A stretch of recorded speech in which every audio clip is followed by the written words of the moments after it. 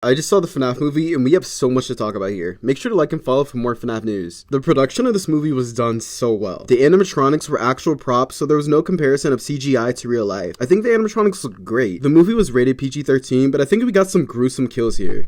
A lot of the kills they didn't fully show, but their use of camera work helped intensify the experience. There's one shadow kill that was crazy, showing someone get chomped in half. Is that the bite of 87? There were also some shots of post kills that were pretty gruesome. It made me think though, why not show the full kill? I think the main character Mike's story was interesting. He was having dreams trying to remember who took his brother. The way they connected it to the story was pretty well done. I don't think this was a part of the games, but I think it was an element that fit the story pretty well. Mike used his dreams to try to remember exactly what happened to his brother. He had this theory that everything that you've seen is locked inside your mind and there's a way to unlock it. So he was there when his brother was taken and he was trying to use his dream to remember exactly what the person's face looked like. He was talking to the kids that are trapped inside the animatronics to figure out exactly what happened to his brother. I think the person that played Vanessa embodied their character the most. She really reminded me of Vanessa from Security Breach. The reveal that she was William Afton's daughter was shocking to me. I think it makes total sense and I wonder if they'll reveal this in the games. We got some crazy Easter eggs. We found out that Matt Pat was the waiter. The crowd went crazy for that. And then of course from the trailers we found out that Corey Kenshin was the taxi driver. He was also in the ending credits too, which was so funny. The springlock suit Abby was supposed to be locked in remind me so much of Circus Baby. I wonder if they keep making these movies and we'll find out that was actually Circus Baby or maybe like a pre-version of Circus Baby. When they found out that the animatronics were real, I think that the reaction would be way different. At least mine would have been. If I was working at Chuck E. Cheese and I found out that one of the animatronics was real, I definitely would have freaked out.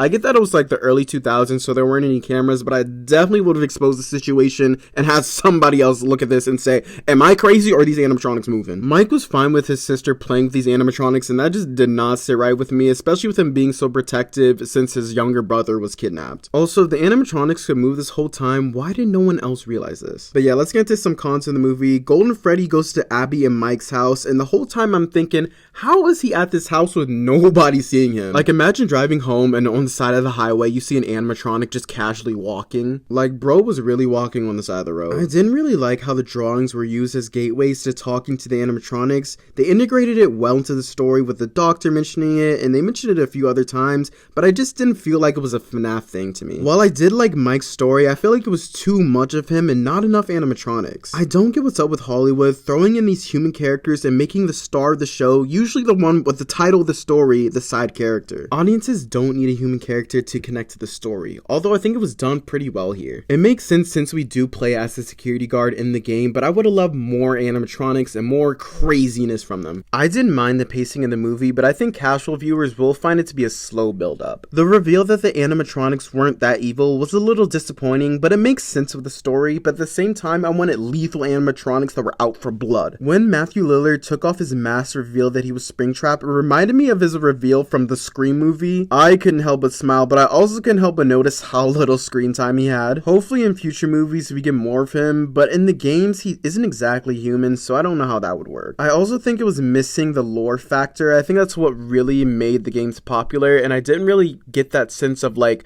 wanting to know more or like a mystery vibe. Kind of a bit with Vanessa, but it just was missing for me. Something I realized after watching this movie was that the movie didn't really have the gameplay elements. It didn't really have Mike like in the security room struggling, like trying to have power, like closing the doors or anything like that. Overall, I did enjoy this movie and I'm glad I saw it in theaters with other FNAF fans for the experience. I think if you're a casual viewer, you'll enjoy it more seeing it on Peacock and not having to pay money for it, to be honest. These are just some of my initial thoughts after just seeing the movie. I'll be doing a more in-depth video with Easter eggs and stuff like that. I'll see you guys in the next video. Peace out.